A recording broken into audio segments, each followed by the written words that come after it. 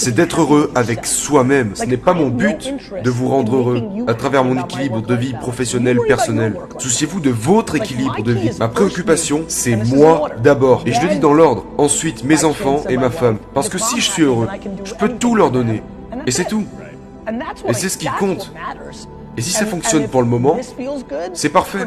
Je suis heureux pour moi-même. Et je veux que les gens soient heureux pour eux. Et si pour vous, c'est de travailler de 9h à 17h, en gagnant 49 000 $ par an, et que vous en êtes super heureux, alors vous avez tout gagné. Pense à ce que tu as. Tu peux même être heureux de juste vivre dans ton pays. Genre, tu vois ce que je veux dire? Pas être genre, oh regarde ce gars, il a mieux que moi, il a une copine, ou il a de l'argent, il a monté un business. Il faut que tu sois en mode, merde, je pourrais être en Syrie et me faire exploser demain. Juste, tu vois ce que je veux dire? Faut que tu penses plus à des choses comme ça. C'est ça le jeu. Je vais te donner le meilleur conseil que j'ai. Selon moi, il faut que, par-dessus tout, tu penses à deux choses essentielles. Premièrement, il faut à tout prix que tu ne sois pas trop dur avec toi-même. À tout prix. C'est hyper important. Il faut que tu sois ta plus grande fan, au lieu de critiquer les autres. Et deuxièmement, les moments donnés. Il faut que tu réalises à quel point tu es jeune. Il faut que tu réalises que tu en es seulement au début et que tout ça, c'est juste un moment donné. Je te le dis, il faut que tu sortes toutes ces voix dans ta tête et garder seulement la tienne et que tu aimes la personne que tu es. Et là, tu réussiras. Sache que tu ne peux pas vivre ta vie en te basant sur l'opinion des autres. Il existe un point de connexion entre ce en quoi vous êtes bon et ce que vous aimez faire. Quand vous êtes quelqu'un comme moi, vous êtes gagnant lorsque ce en quoi vous êtes fort naturellement se trouve d'être ce que vous aimez faire le plus. Le nombre de gens que je rencontre chaque jour qui sont bons dans un domaine, mais qui n'ont aucune envie d'être directeur financier par exemple. Ils sont hyper à l'aise avec les chiffres, mais ça ne les intéresse pas. Ils veulent être chanteurs. C'est une situation difficile. On le voit dans le sport. Les gens ont du mal à comprendre les athlètes. Le nombre d'athlètes qui pratiquent un sport de haut niveau juste parce qu'ils sont bons, comme les gens qui deviennent comptables, mais qui en réalité n'aiment pas la compétition et n'aiment pas le sport. C'est fou quand tu y penses. Tu leur dis, t'es un des 15 meilleurs. Mais ça ne leur plaît pas. C'est pour ça qu'ils ne sont pas les meilleurs athlètes de tous les temps. Les meilleurs athlètes de tous les temps sont ceux qui sont passionnés en même temps d'être doués. Et je pense qu'il faut s'essayer à tout. C'est comme la nourriture. Tu ne sais pas quelle est ta nourriture préférée si tu goûtes seulement quelque chose. J'exploiterai le fait d'être jeune pour essayer plein de choses, goûter à plein de choses et identifier ceux dans quoi vous êtes bon, ceux qui pourraient vous plaire. Et ensuite, vous prendrez une décision. La plupart d'entre vous ne sont pas où ils voudraient être dans la vie, car vous êtes inquiet de ce que pensent les autres. En général, votre détraqué de mère, ou votre conjoint, ou un de vos proches, vous empêche d'avancer. Donc, c'est très bien pour moi, mais en revanche, même si en général je m'en fous des commentaires sur mes posts Instagram, des gens qui disent que je suis un escroc, je réfléchis à comment rectifier ça, comme si c'était quelque chose d'hyper important. Voir les choses sous deux angles opposés. Créer comme un pont. Ce n'est pas quelque chose dont vous devriez avoir peur. Beaucoup trop de gens pensent qu'il s'agit d'une contradiction, que c'est une faille. Quand vous prenez la vraie définition de l'intelligence, il s'agit de prendre en considération les opposés et de les faire se confronter. J'aime que tout me vienne intuitivement. On rigolait avant que je monte sur scène. Je disais, qu'est-ce que je dois faire déjà après avoir parlé? Et il rigolait. Et me disait, quoi? T'as pas lu? Bah non, ça fait 20 ans que j'ai rien lu, j'ai pas besoin de me préparer, je reste dans mon domaine. La raison pour laquelle j'adore faire des questions-réponses, c'est que si je ne connais pas la réponse à la question, je dirais simplement que je ne connais pas la réponse. Notre société se voile la face. Il faut vous remettre en question et évaluer ce que vous savez, et ensuite vous pourrez réussir. Quand les gens me demandent comment je crée du contenu, un moment qui a été crucial pour ma communauté, c'est quand, il y a 6 mois, je me suis dit, tu devrais documenter. Ça a ouvert des portes à plein de gens lorsqu'ils ont réalisé, attends, tu devrais documenter dans ton blog ou ta story ton parcours d'entrepreneur. Pas que tu es un coach de 21 ans qui prend 5 000 $ par mois pour apprendre aux gens comment vivre. Va te faire foutre. Je connais des dizaines de milliers de personnes. J'en connais des milliers personnellement et je suis très proche de centaines d'autres. Il n'y a aucun lien entre leur niveau de salaire et leur niveau de bonheur. J'ai des amis qui gagnent 47 000 $ par an et qui sont les personnes les plus heureuses que je connaisse. Leur équilibre vie personnelle-travail est parfaitement au point. Ils sont dans 2 équipes de foot, ils jouent aux jeux vidéo, ils regardent toutes les séries qu'ils aiment, ils partent en vacances 2 fois par an et ils sont super heureux. Et je connais des tas de personnes avec qui j'ai grandi pendant l'essor de la Silicon Valley qui ont des centaines de millions de dollars sur leur compte bancaire et qui sont tristes et seuls et perturbés comme jamais. C'est pourquoi je vous en supplie de faire le raisonnement inverse et de réfléchir à qui vous êtes vraiment et d'évaluer le niveau d'argent et de choses dont vous avez vraiment besoin et le niveau de créativité dont vous avez besoin. Et je vous promets une chose qui va certainement vous surprendre. Je devrais être beaucoup plus riche. Je passe à côté de sommes d'argent tous les jours. Je suis passé à côté de sommes astronomiques. Je passe énormément de temps à envoyer des messages privés, à contacter et rencontrer des gens au hasard, sans en tirer aucun profit. En fait, je suis convaincu de ce que je vais vous dire. Je pense que j'aime tellement le parcours et l'enjeu d'être un entrepreneur que je suis passé à côté de certaines opportunités de gagner de l'argent juste pour pouvoir en profiter un peu plus. Parce que j'ai peur que si les chiffres continuent à trop augmenter, à terme, ça enlèvera tout le plaisir du jeu. Quand vous avez comme moi la chance de faire ce que vous aimez, faire quelque chose qui vous rappelle sans cesse la seule chose à laquelle vous tenez le plus, mis à part votre activité, c'est-à-dire le temps que vous passez avec votre famille. Ma famille, c'est toute ma vie. Et malgré ce que je suis et ce que je fais, c'est la seule chose qui compte. Je ne pourrais pas vivre sans ma carrière d'entrepreneur. J'ai tout fait lorsque je n'entreprenais pas. C'est pour ça que j'avais des mauvaises notes à l'école. Parce que je ne pouvais pas m'affirmer. Et c'est quelque chose que je ne sais pas faire. Le fait d'être ici est stimulant. Parce que venir, non pas à LA, San Francisco, New York ou Londres, c'est plus amusant pour moi. Ça a un côté pragmatique. On sent qu'il y en a encore pas mal sous le pied. C'est ce que j'aime. Mais je veux rappeler à tout le monde que juste parce que vous n'avez pas grandi avec un héritage ou parce que vous n'habitez pas à la Silicon Valley, le marché s'en moque. Si vous êtes suffisamment bon, vous réussirez. La quantité de personnes sur le marché qui prétendent être ce qu'ils ne sont pas. Parce que ce que leur principale motivation est, c'est qu'ils sont à la poursuite de l'argent. C'est la principale raison pour laquelle tant de gens perdent. Tu ne peux pas contrefaire ce que tu es. Tu ne peux pas le fabriquer. Tu ne peux pas le désirer. Tant de gens ici veulent être des business coachs alors qu'ils n'ont jamais construit une seule putain d'entreprise. Je m'inquiète de ces gens qui suivent la tendance actuelle au lieu de suivre la seule chose qu'ils sont en réalité. Voilà pourquoi ça marche si bien pour moi. C'est parce que j'ai jamais changé. Qu'importe ce à quoi vous donniez de l'importance. Et devinez quoi ? Être entrepreneur ne sera plus aussi cool un de ces jours. Et laissez-moi vous promettre le moyen le plus rapide pour gagner. Et je ne parle pas d'argent. Je veux dire, gagner. Agir de la façon qui vous semble la bonne, avant que ça ne le soit pour n'importe qui d'autre autour de vous. Et je vous promets que la majorité d'entre vous ne le font pas. Qui sont les personnes que nous chérissons et que nous avons mis en évidence ? Ce sont ces personnes qui ont tout misé sur eux-mêmes et qui se sont totalement engagées lorsque vous êtes dévoués à votre travail. Et nous vivons maintenant dans un monde où l'Internet a créé des niches de communauté, des niches autour de chaque putain de truc que vous ne pourriez jamais imaginer. C'est une incroyable bénédiction pour chacun de nous tous, que nos grands-parents n'ont pas eu la possibilité de connaître. La plupart d'entre vous poursuivent de l'argent, putain. Donc vous allez perdre. J'espère que vous cherchez quel est votre talent, ou quelle est la véritable essence de qui vous êtes. Parce que ce sont les seules 2 raisons qui créent ce fameux avantage que tout le monde veut poursuivre. Les gens qui bossent le plus sont les plus heureux, pas les plus tristes. Et la raison pour laquelle je bosse tellement, c'est parce que c'est la putain de variable la plus contrôlable. Tu sais, pour être bon, je pense qu'il faut se battre. Et je pense réellement que mon succès est le produit d'un certain niveau de compétence. Mais je pense vraiment que je gagne parce que je travaille plus dur que les autres. Je le pense vraiment. Je le pense à 100%.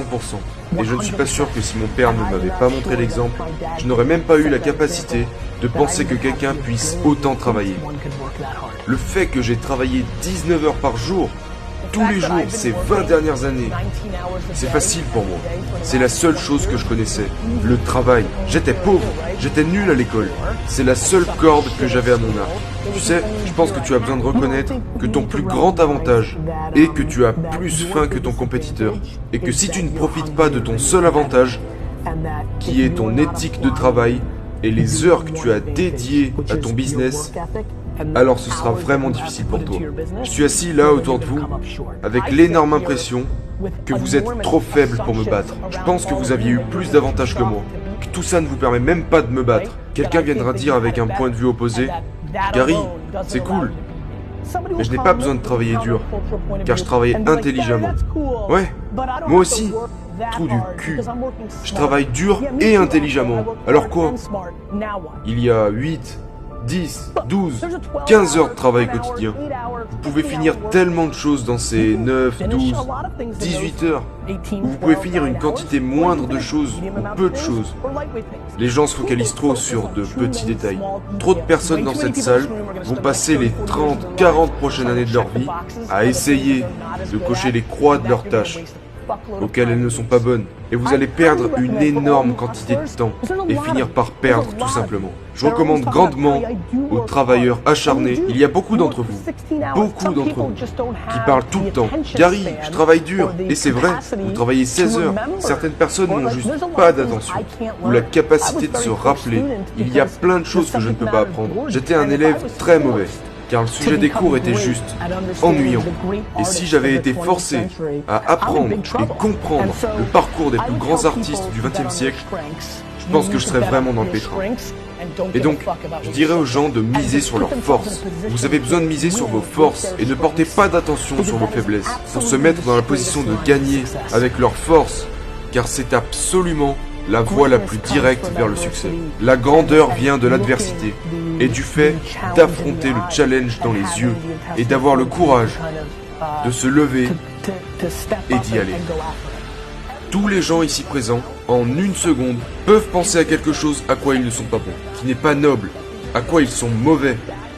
En une seconde, une chose qu'ils savent qu'ils n'ont pas encore avouée à eux-mêmes. C'est intriguant, c'est le début du processus.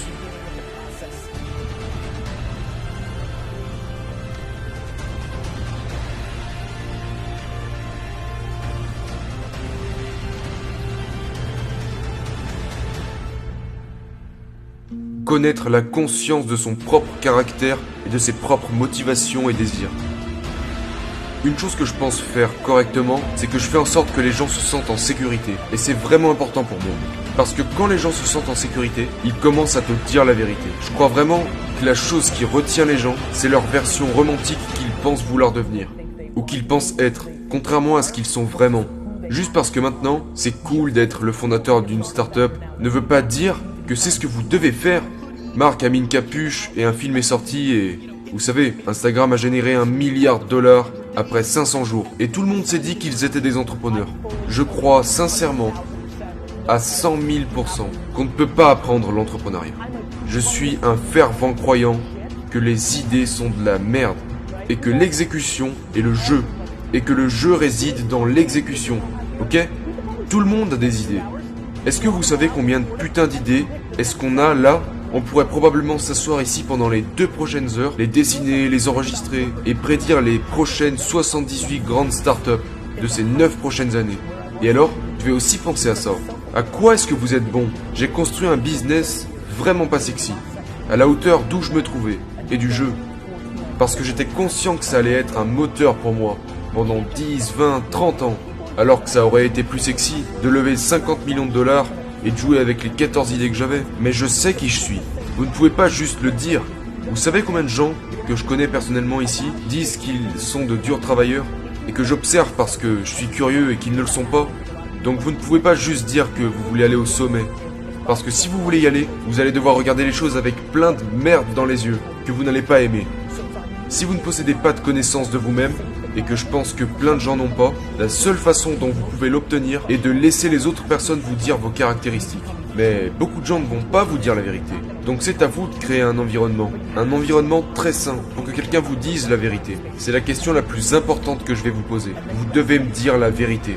Mon intuition est que vous n'allez pas me dire la vérité. Mais il faut que vous sachiez que ça ne me dérange pas. Je suis dans le bon espace mental pour ça. J'ai besoin de la vérité. Et ensuite, je vous demanderai à quoi vous pensez être bon et ce à quoi vous pensez être mauvais. À quoi est-ce qu'ils pensent vraiment être bon et ce à quoi ils pensent vraiment être mauvais. Collectez les données. Beaucoup de gens ne veulent pas reconnaître à quoi ils sont bons ou ne veulent pas accepter qu'ils sont mauvais à quelque chose. Je ne pense pas que les gens sont honnêtes avec eux-mêmes. Il y a beaucoup de choses que je souhaiterais devenir, mais c'est juste que je suis sincère avec moi-même et je pense que se mentir à soi-même a retenu la plupart des gens dans cette pièce. Parce que quand tu vois le regret dans le regard d'un homme, ça fait mal. Parce que tu ne peux plus rien y faire. Quand t'as 90 ans et que tu ne peux plus te déplacer, que t'es fatigué, tu ne peux plus rien faire. Tu ne peux plus construire cette entreprise que tu as tant désirée. Tu ne peux plus passer du temps avec ton enfant. C'est du regret. Et ça me rend fou comme pas possible.